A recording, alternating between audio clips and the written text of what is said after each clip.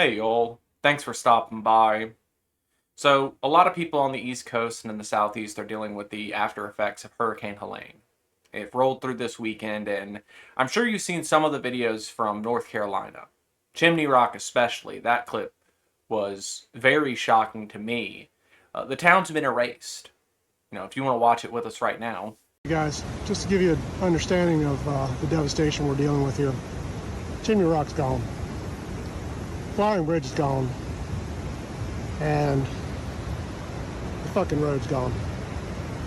So, I don't know what they're going to do to get us out of here, but we got to figure it out. Lots of places in western North Carolina have been affected fairly heavily through this. Some people seem surprised by that because they are relatively high up off the ground. I was always told, living where I am in central South Carolina, that when the hurricanes get bad, when they're headed straight for our coastline, that's where we should go. We should head to that mountain range because that's where it's safe. But nowhere's safe anymore, right? That's kind of the problem that we're running into. To be honest with you, when I saw this flooding the first time, the brown waters, the way they were rushing in, I've seen this before, but it's just not in the United States. You know, there's clips coming out all the time in places like Indonesia, Nepal, where torrential flooding is happening. These are the effects of climate change. That's what's going on right now.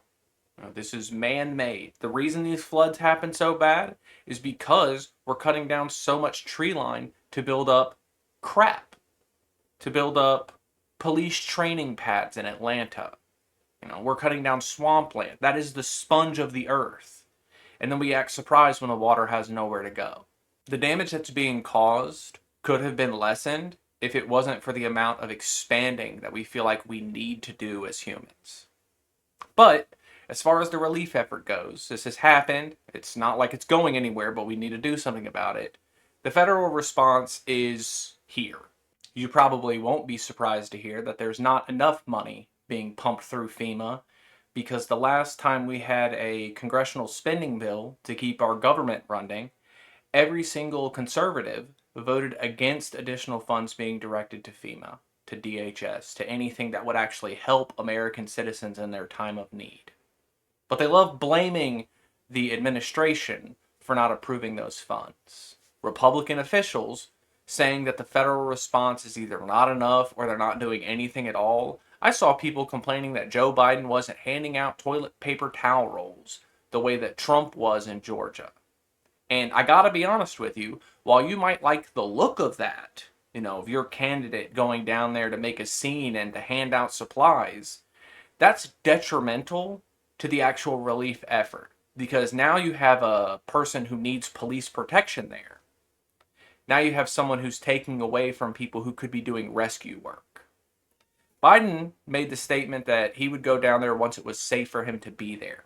Basically, what that means is I'm not going down there until the police have enough room for me to be there.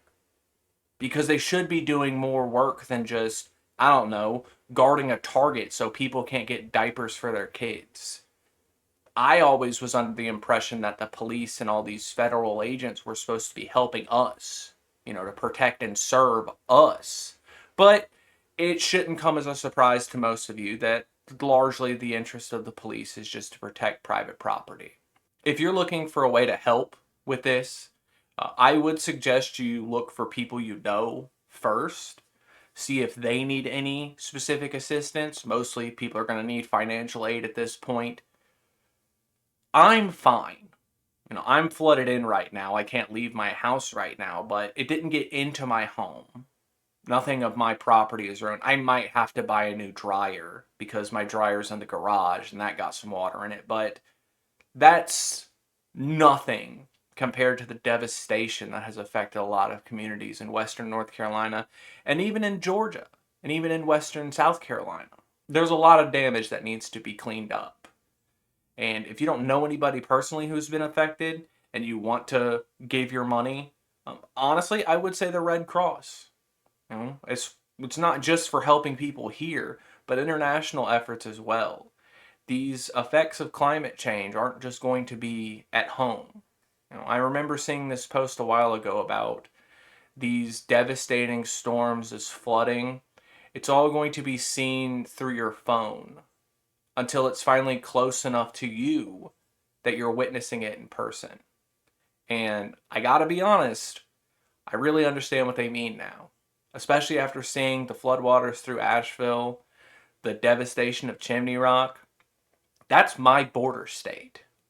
That's 400 miles from me. So it's here, whether you want it to be here or not. All I can ask you to do is to stay safe, try and help as many people as you can.